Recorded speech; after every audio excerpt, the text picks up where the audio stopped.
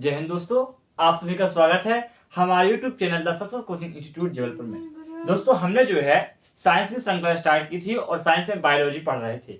आज से जो है हम उसी श्रृंखला को आगे बढ़ाते हैं। तो दोस्तों हमने जो है जो अपना चैप्टर था कौन सा, पाचन तंत्र, तो हमने पाचन तंत्र को जो है पूरा पढ़ चुके थे। यदि आपने पाचन तंत्र वाली वीडियो नहीं देखी तो उस वीडियो की लिंक जो है इस वीडियो के डिस्क्रिप्शन में दी हुई है, आप उसे देख सकते हैं। तो दोस्तों वीडियो को जो है लाइक कर दीजिए और चैनल को सब्सक्राइब कर दीजिए। तो हम स्टार्ट करते हैं वर्गीकरण। वर्गीकरण जिसे हम इंग्लिश में क्या कहते हैं, क्लासिफिकेशन। हम आज क्या पढ़ेंगे, आज हम पढ़ेंगे वर्गीकरण। वर्गीकरण जिसे हम इंग्लिश में कहते हैं क्लासिफिकेशन। तो वर्गीकरण जो है हर सब्जेक्ट में होता है। देखिए आप जो है चाहे तो रीजनिंग पढ़िए या फिर कोई भी आप सब्जेक्ट पढ़िए, हर सब्जेक्ट में क्या होता है, वर्गीकरण। मतलब उसको जो है किसी भी विशेषता के या समानता के आधार पर जो है हम उसको भाग में बांटते हैं, यही क्या कहलाता है, वर्गीकरण। और यही भी होता है किसमें, रीजनिंग में भी होता है। जैसे भी कुछ भी दे दिया मैंने, है ना, तो उसको जो है वर्गीकृत करना, उसके किसी न किसी बेस पर जो है वर्गीकृत करना। जैसे मैं एग्जांपल के लिए दे रहा हूं, एग्जांपल में जैसे मैं दे दिया 2 3 हो गया, 4 हो गया और ये 6। तो आप जो है मुझे इसको वर्गीकरण करके बताओ कि इसमें जो है मतलब कि एक अलग होगा और तीनों में जो है किसी न किसी प्रकार की समानता होगी, यही कहलाता है वर्गीकरण। तो इसमें जो है ये तीन, ये जो इसका राइट आंसर, क्यों, क्योंकि ये एक सम संख्या है, ये एक सम संख्या है, ये और एक सम संख्या है। मतलब ये जो है एक वर्गीकरण, मतलब एक विशेषता के आधार पर, एक समानता के आधार पर जो है हम इनको जो है एक श्रेणी में रखे, और वो विशेषता क्या थी कि सम संख्याएं थी। और यही कहलाता है क्या दोस्तों, यही कहलाता है अपना वर्गीकरण। मतलब कुल मिला के जो है हम कह सकते हैं कि किसी विशेषता या समानता के आधार पर जो है वर्गीकृत करना किसी भी वस्तुओं को या जीव जंतुओं को। जीव विज्ञान में हमने किसको, जीव जंतुओं किया है, मतलब कि जंतु, पालतू जंतु, इन सभी को जो है जितने भी प्राणी हैं इस दुनिया में, जितने भी जंतु हैं, इन सभी को वर्गीकृत करना, मतलब किसी समानता के आधार पर। जैसे मेरी जल में, स्थल में रह रहा हूं तो मैं क्या हो गया, स्थल में रहने वाला। जल में रहने वाला जलचर हो गया, और आकाश में उड़ने वाला नभचर हो गया। तो इस प्रकार जो है वर्गीकृत करना ही कहलाता है क्या, वर्गीकरण, किसी न किसी समानता के आधार पर। तो हम स्टार्ट करते हैं वर्गीकरण कि वर्गीकरण क्या है। तो वर्गीकरण क्या है दोस्तों, जीवों को समानता व असमानता के आधार पर विभिन्न वर्गों में बांटना ही जो है कि कहलाता है वर्गीकरण। तो जीवों को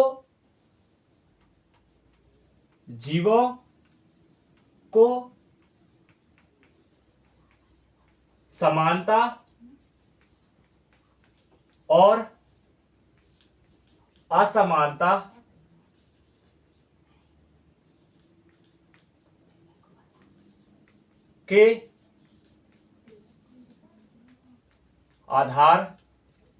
पर बांटना वर्गीकरण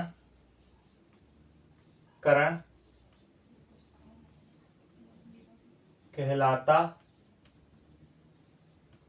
है दोस्तों। तो जीवों को जो है एक समानता के आधार पर ही जो है, जीवों को समानता और असमानता के आधार पर बांटना ही जो है ये कहलाता है दोस्तों वर्गीकरण। मतलब किसी न किसी गुण के आधार पर हम चीजों को, उसको अलग अलग प्रकार से जो है हम उसको बांटते हैं, और यही क्या कहलाता है दोस्तों, यही कहलाता है वर्गीकरण। मतलब कुछ ना कुछ गुण के आधार पर, जैसे हमने एक क्वेश्चन देखा तो उसमें गुण था, तो इसी गुण पर आधार पर जो है उसको बांटना ही कहलाता है वर्गीकरण। ठीक ना दोस्तों, इधर तक समझ में आया। अब बात आती है कि सबसे पहले वर्गीकरण जो है किया किसने। तो इसी प्रकार एक समय बात उठी थी, एक वैज्ञानिक हुआ करते थे जिसे हम कौन कहते हैं, वो वैज्ञानिक थे अपने कैरोलस लीनियस। कौन, कैरोलस लीनियस एक वैज्ञानिक थे। उन्होंने सोचा कि इतने सारे जंतु हैं, इतने सारे जीव जंतु हैं, इनका पता नहीं चल पा रहा था, मतलब इनके अध्ययन में हमको दिक्कत जाती थी। तो उन्होंने जो है इनको वर्गीकृत किया, मतलब कि इन्होंने जो है इन जंतुओं का वर्गीकरण किया। किस दो प्रकार के उन्होंने वर्गीकरण किया, एक पादप जंतु और दूसरा जंतु। जंतु जगत और पादप जगत। तो इन्हें पादप जगत में जितने पेड़ पौधे प्लांट ये सब इनको रस में रखा, और जंतु जगत में जो है जंतुओं को उन्होंने उसमें रखा। तो इस प्रकार से जो है उन्होंने क्या किया, वर्गीकरण किया।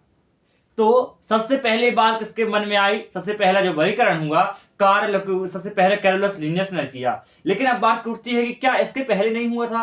तो इसके पहले, और यदि मैं बात की दिया, इसके पहले भी कोई किसने वर्गीकरण किया? इसके पहले जो जिसे हम फादर्स ऑफ बायोलॉजी कहते हैं, कौन? अरस्तु। तो अरस्तु नामक जो सब वैज्ञानिक थे, साइंटिस्ट थे, उन्होंने जो है इससे पहले वर्गीकरण किया हुआ था। और इन्होंने जो वर्गीकरण किया था, जो साइंटिस्ट थे अरस्तु, उन्होंने जो है आवास स्थान के आधार पर वर्गीकरण किया था। आवास स्थान के आधार पर मतलब कि बेसिस कि वो रहते कहाँ हैं, रहने के आधार पर जो है उन्होंने जो है वर्गीकरण किया। जैसे जो जल में रहते थे तो उन्होंने बोल दिया कि ये जलचर जीव हो गए, मतलब वो जल में। आकाश में इधर जो रहते हैं नीचे, नभचर, है ना। तो इस प्रकार जो है उन्होंने वर्गीकरण किया, किसके आधार पर? उनके रहने के आधार पर जो है कितना, अरस्तु नामक जो वैज्ञानिक थे, जिन्हें हम क्या कहते हैं, फादर्स ऑफ बायोलॉजी, मतलब कि बायोलॉजी के पिता कहे जाते हैं, कौन? अरस्तु। उन्होंने जो है सबसे पहला जीवों की समानता के आधार पर जो है वर्गीकरण किया। तो जीवों का प्रथम वर्गीकरण, मतलब कि प्रथम वर्गीकरण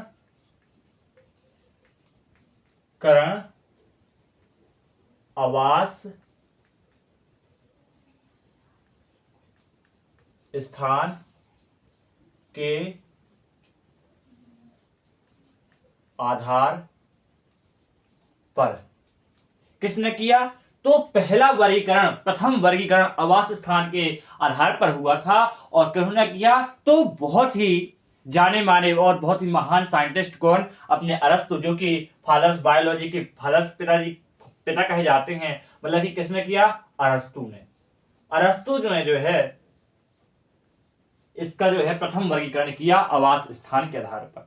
इन्हें जो है ये वर्गीकरण कर दिया आवास स्थान पर। लेकिन अब इधर आवास स्थान के आधार पर तो बहुत सारी चीजों को ढूंढना मुश्किल हो गया, मतलब ढेर एक प्रकार का बोले तो बहुत सारे लोग हैं, तो हमको अध्ययन में दिक्कत जाती थी। आप अंदाज लगाइए, जब हम कहीं लाइब्रेरी जाते हैं, जैसे मैंने एक पुस्तकालय बना ली है लाइब्रेरी का, उधर यदि मैं लाइब्रेरी में ऐसे ही बुक छोड़ दूं, है ना, तो हमको कौन सी बुक चाहिए, कौन सा महाकाव्य चाहिए, कौन सा खंडकाव्य चाहिए, या तो मुझे कौन सी बुक पढ़ना है, हिंदी की पढ़ना है, साइंस की पढ़ना है, तो मुझे ढूंढने में टाइम लगेगा। लेकिन वही बुकें यदि एक लाइन में जम जाए, एक सीक्वेंस में जम जाए, तो मुझे ढूंढने में आसानी होगी। जैसे लाइब्रेरी में हम लोग जाते हैं जब, तो पूरा एक बॉक्स, जैसे एक खंड रहता है, तो वहां पूरा इस विभाग की किताबें होती हैं। जैसे साइंस विभाग है तो पूरा साइंस विभाग। अब साइंस विभाग में भी क्या होते हैं? खंड, कि ये इस लेखक की बुक, ये इस लेखक की बुक, तो हमको ढूंढने में आसानी होती है। ठीक इसी प्रकार वर्गीकरण जो है फिर आगे जाकर कौन, जो अपने लीनियस, है ना, साइंटिस्ट थे, उन्होंने किया, जिससे कि जीवों का अध्ययन करने में हमको जो है आसानी हो। इसलिए जो है फिर उन्होंने इसका बढ़िया विस्तार से जो है वर्गीकरण किया। और इन्हीं के आधार पर यदि सेकेंड वर्गीकरण की अब मैं बात करूं, तो सेकेंड जीव, मतलब कि है वो भी, तो जीवों का प्रथम वर्गीकरण जो है कैरोलस लिनियस कहा जाएगा। आवास के स्थान पर यदि पूछा तो अरस्तु, लेकिन जीवों का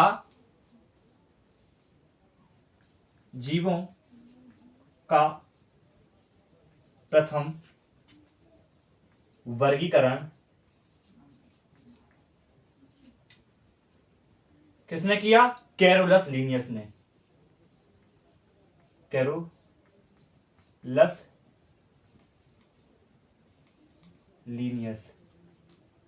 कैरोलस लिनियस नामक जो वैज्ञानिक थे, बहुत ही महान, इन्होंने जो है इसके जो है वर्गीकरण किया, किन्होंने? कैरोलस लिनियस में। यदि क्वेश्चन में पूछेगा कि आवास स्थान के आधार पर प्रथम वर्गीकरण किसने किया, तो अरस्तु आंसर आएगा। लेकिन क्वेश्चन में यदि नॉर्मल पूछता है कि जीवों का प्रथम वर्गीकरण किसने किया, तो आएगा कैरोलस लिनियस ने जो है इसका किया। और कब किया? तो 1753 में 1753 में जो है उन्होंने जीवों का प्रथम वर्गीकरण किया। कैरोलस लीनियस ने जो है इसका जो है प्रथम वर्गीकरण किया। अब जो है हम आगे चलते हैं, तो इन्होंने वर्गीकरण जो है जीवों का प्रथम वर्गीकरण जो है इन्होंने कर दिया कैरोलस लीनियस के आधार पर। और फिर यहीं से जो है अब इनके मन में बात उठी, यार वैज्ञानिक के मन में, ये जो कैरोलस लीनियस थे इनके मन में बात उठी कि मैं वर्गीकरण तो करूंगा, लेकिन इस पूरी दुनिया से मैं किन किन जीवों को ढूंढूंगा। मतलब कि सबसे पहले तो हमको जाना पड़ेगा, जंगल में जाना पड़ेगा, उनकी वैरायटी देखना पड़ेगा, कितनी वैरायटी के जीव जंतु हैं, तो एक एक वैरायटी को छांट कर हम उनको अलग अलग रखना पड़ेगा। तो इस प्रकार भी टाइम लगेगा। तो ऐसा भी विचार आता है हमारे मन में कि हम कहाँ कहाँ जाएंगे। तो इन्होंने जो है अपना एक ग्रुप बनाया, मतलब कि साइंटिस्टों का एक समूह बना लिया, जिसमें अपने अपने दोस्त थे इनके। तो उन्होंने जो है सब इकट्ठे होकर जो है बढ़िया जो फिर इनकी बढ़िया समानता के आधार पर जो है जीवों का वर्गीकरण किया। फिर इन्होंने बोला कि क्यों ना इनको नाम भी दिया जाए, नामकरण किया जाए। तो नामकरण के लिए जो है फिर इन्होंने जो है, हमने भी देखे होंगे कि नामकरण की आवश्यकता क्यों पड़ी। देखिए, नामकरण की आवश्यकता इसलिए पड़ी जिसे हम कहते हैं वैज्ञानिक नाम। तो वैज्ञानिक नाम की आवश्यकता हमें इसलिए पड़ी क्या है, जैसे हम लोगों के नाम है ना, किसी का रमेश हो गया, किसी का राजेश हुआ, तो उस व्यक्ति के नाम बहुत से हो सकते हैं, है ना। कुछ लोगों से प्यार में दादा दादी जी उसको कुछ और नाम से बुलाते हैं, है ना, कुछ और नाम से बुलाते हैं, किसी को कुछ, किसी को। तो एक ही व्यक्ति के बहुत से नाम हो सकते हैं, लेकिन व्यक्ति तो एक है ना, व्यक्ति एक है लेकिन नाम कितने सारे हैं उसके, एक। लेकिन तो वैज्ञानिकों ने सोचा तो क्यों ना हम एक ऐसा नाम रखें जो पूरे देश में चले, मतलब एक ऐसा नाम जिसकी मान्यता पूरे देश में हो और वही नाम जो है पूरा हो। जैसे मानव का नाम है होमो सैपियंस, तो ये जो वैज्ञानिक नाम है मेरा होमो सैपियंस, हम लोग का मानव का वैज्ञानिक नाम क्या है, होमो सैपियंस।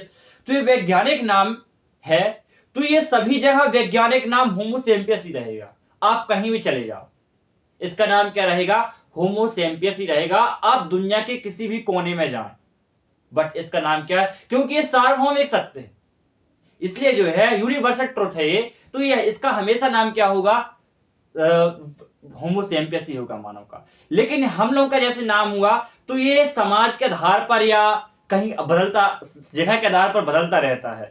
तो इसलिए जो है हमें वैज्ञानिक नाम की आवश्यकता पड़ी, जिससे एक ऐसा नाम जो सभी जगह मान्य हो, और इसीलिए जो है फिर वैज्ञानिक नामकरण हुआ। और वैज्ञानिक नामकरण जो है वंश और जाति दो प्रकार से मिलकर बनता है। वंश और जाति से मिलकर, मतलब कि दो शब्दों से, वंश और जाति से मिलकर जो है वैज्ञानिक नाम बनता है। और फिर जो है इस प्रकार चला।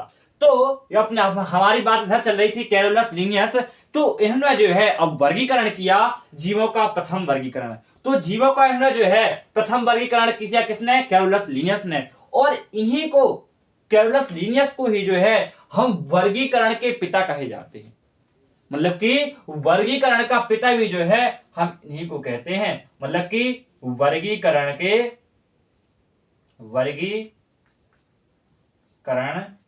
के पितामह, मतलब कि वर्गीकरण के पिता भी कहे जाते हैं। कौन, कैरोलस लीनियस, क्योंकि इन्होंने जो है जीवों का प्रथम वर्गीकरण किया। और इन्होंने जीवों का प्रथम वर्गीकरण किया किस प्रकार, मतलब कि जीवों का प्रथम वर्गीकरण किया है उन्होंने, किन्होंने, कैरोलस लीनियस ने। अब इसके बाद क्या आएगा, इसके बाद अब आएगा टू जगत वर्गीकरण। इसके बाद अब आएगा टू जगत वर्गीकरण, जिसे हम कहते हैं टू किंगडम क्लासिफिकेशन, मतलब कि दो जगत वर्गीकरण। इसके बाद क्या है दोस्तों, दो जगत वर्गीकरण। अब ये दो जगत जो वर्गीकरण हैं, इसको किसने, देखिए इस दो जगत किसने दिया, तो ये दो जगत वर्गीकरण था जिसे हम कहते हैं टू किंगडम क्लासिफिकेशन। तो ये जो दिया किसने, कैरोलस लीनियस ने ही जो है इसको दिया था, टू जगत किंगडम, मतलब कि टू जगत का वर्गीकरण जो है किसने दिया था, तो कैरोलस लीनियस ही जो है इन इसको दिए। टू जगत वर्गीकरण जो है किसने किया? तो कैरोलस लीनियस ने किया। और इसमें जो है उन्होंने किस किस को रखा? तो इसमें जो है मैं लिख दे रहा हूं इधर, कैरोलस लीनियस ने इसको दिया, कैरोलस लीनियस, है ना, कैरोलस लीनियस। और इन्होंने जो है ये टू जगत वर्गीकरण हुआ, टू किंगडम क्लासिफिकेशन, तो इन्होंने जो है पहले में किसको रखा? पादप जगत और जंतु जगत। इन्होंने किस किस के बारे में बताया? पादप जगत, पादप जगत, और सेकेंड जंतु जगत। अब देखिए जो टू किंगडम क्लासिफिकेशन आया, है ना, और इसके भी जो किसने दिया? कैरोलस लीनियस ने जो है इसको भी दिया। तो इसमें इन्होंने जो है पादप जगत और जंतु जगत के बारे में जो है इन्होंने बताया। जंतु जगत और पादप जगत के लिए जो है इन्होंने बताया कौन कौन सा? पादप जगत और जंतु जगत। लेकिन इसमें कुछ कमियां आई जिसे और जो वैज्ञानिक थे इससे संतुष्ट नहीं हुए। इसमें कुछ कमियां थी तो लोग इससे जो है संतुष्ट नहीं हुए। इसकी कमियां का क्या है? तो जैसे प्रोकैरियोटिक और यूकेरियोटिक, इन्होंने जो है प्रोकैरियोटिक और यूकेरियोटिक को इन्होंने एक ही जगत में रख दिया, मतलब दोनों को जो है मिला दिया। ये इसकी कमियां थी। क्वेश्चन में पूछेगा टू जगत वर्गीकरण की कमी क्या है? तो इन्होंने जो है प्रोकैरियोटिक और यूकेरियोटिक दोनों को जो है उन्होंने मिला दिया, और सूक्ष्म जीव और बहुकोश के इनको भी जो है उन्होंने मिला दिया। तो ये जो है इसकी कमी है, तो मैं लिख दे रहा हूं इसकी कमियां। तो ये है इसकी क्या? कमी। तो इसकी कमी क्या है? इसकी कमी है एक कोशिकीय और बहुकोशिकीय, मतलब कि उन्होंने जो है एक कोशिकीय और बहुकोशिकीय को जो है उन्होंने मिला दिया। जितने भी सूक्ष्म जीव आते थे उन सबको जो है उन्होंने मिला दिया। तो इसकी पहली कमी थी इनकी सूक्ष्म जीव और बहुकोशिकीय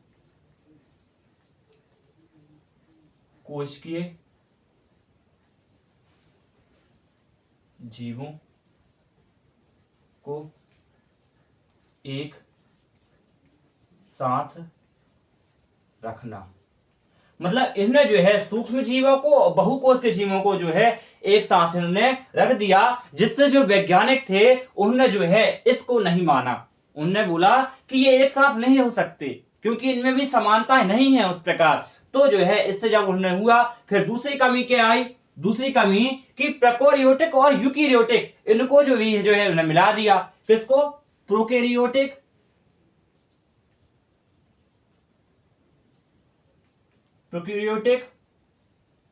और यूकेरियोटिक।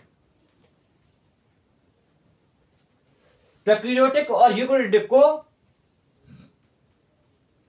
एक साथ रख दिया हमने, है ना, एक साथ रख दिया। प्रोकैरियोटिक और यूकेरियोटिक को जो है उन्हें एक साथ जो है इन दोनों को रख दिया। ये भी जो है एक इसकी दूसरी कमी थी कि उन्होंने जो है इन दोनों को जो है रख दिया। और क्या किया कि कुछ ऐसे जीव होते हैं, कुछ ऐसे सूक्ष्म जीव होते हैं जो प्रकाश संश्लेषी थे, है ना। कैसे थे? प्रकाश संश्लेषी। उनको भी जो है उन्होंने इसी जगत में शामिल किया। मतलब जो प्रकाश संश्लेषण करते हैं उनको भी जो है, प्रकाश संश्लेषी जो होते हैं उनको भी जो है इसी में मिला दिया गया। तो ये भी जो है इसकी तीसरी कमी है। तब अब जब इससे वैज्ञानिक लोग संतुष्ट नहीं हुए तो इसके जस्ट बाद क्या आता है? Three kingdom classification. क्या आता है? इसके जस्ट बाद ये हुआ टू किंगडम क्लासिफिकेशन, अपना टू किंगडम। अब इसके जस्ट बाद फिर आ जाता है क्या? इसकी जस्ट बाद आ जाएगा थ्री जगत वर्गीकरण। थ्री जगत वर्गीकरण जिसे हम कहते हैं टू किंगडम क्लासिफिकेशन। तो टू किंगडम क्लासिफिकेशन में क्या होता है? इसमें भी जो है कुछ ज्यादा अंतर नहीं था। इसमें भी जो है टू किंगडम क्लासिफिकेशन में क्या था कि पादप जगत लिए, जंतु जगत लिए, और इसमें एक और जगत शामिल हो गया जिसे हम लोग क्या कहते हैं दोस्तों? प्रोटिस्टा। प्रोटिस्टा जगत जो है इसमें एक और शामिल हो गया था। मतलब कि इसमें जो है अब 3 मिल गए। देखिए एक शाखा तो बनी थी पादप जगत, अब एक बने जंतु जगत। जब वैज्ञानिक इससे संतुष्ट नहीं हुए तो ये जो 3 जगत वर्गीकरण, 3 किंगडम क्लासिफिकेशन आया, उन्होंने जो वैज्ञानिक रहे इसके, उनने पादप जगत तो लिया साथ में, इनका जंतु जगत तो लिए, लेकिन एक और जगत ऐड कर दिए जिसे हम कहते हैं प्रोटिस्टा। क्या कहते हैं दोस्तों? प्रोटिस्टा, है ना। तो इसके बाद जो है प्रोटिस्टा जो है उन्होंने इसमें ऐड कर दिया।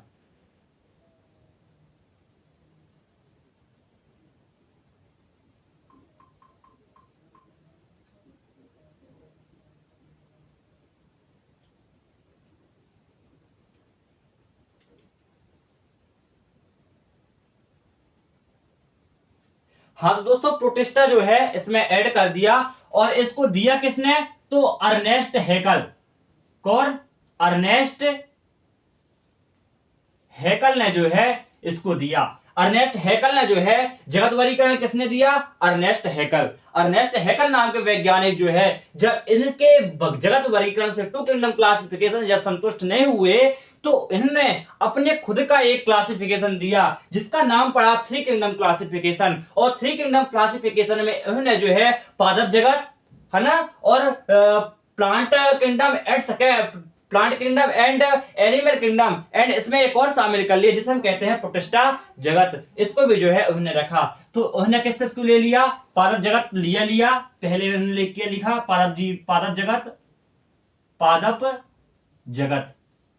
जगत उन्होंने साथ में लिया। इसके बाद उन्होंने जंतु जगत भी लिया, इनका जंतु जगत, और इन्होंने एक जगत की और जिसे हम कहते हैं प्रोटिस्टा। मतलब कि थर्ड में उन्होंने क्या रख दिया? प्रोटिस्टा। प्रोटिस्टा जो है उन्होंने ऐड कर दिया। ये इन्होंने जो है प्रोटिस्टा जो नामक था इन्होंने इनको इसमें ऐड कर दिया। अब जो है इसके बाद क्या आएगा? इसके बाद आएगा 4 जगत वर्गीकरण। क्या आएगा दोस्तों? 4 जगत वर्गीकरण। अब 4 जगत वर्गीकरण में जो है पादप जगत रहेगा, जंतु जगत रहेगा, प्रोटिस्टा रहेगा, और प्रोटिस्टा के बाद क्या जाएगा? एक और जगत आ जाएगा, मोनेरा। क्या आ जाएगा दोस्तों? मोनेरा आ जाएगा क्या? मोनेरा। फिर इसके बाद आएगा 5 किंगडम। 5 किंगडम में क्या? पादप रहेगा, जंतु रहेगा, प्रोटिस्टा रहेगा, मोनेरा भी रहेगा, और एक नया जगत आ जाएगा जिसे हम कहते हैं कवक जगत, फंगी किंगडम।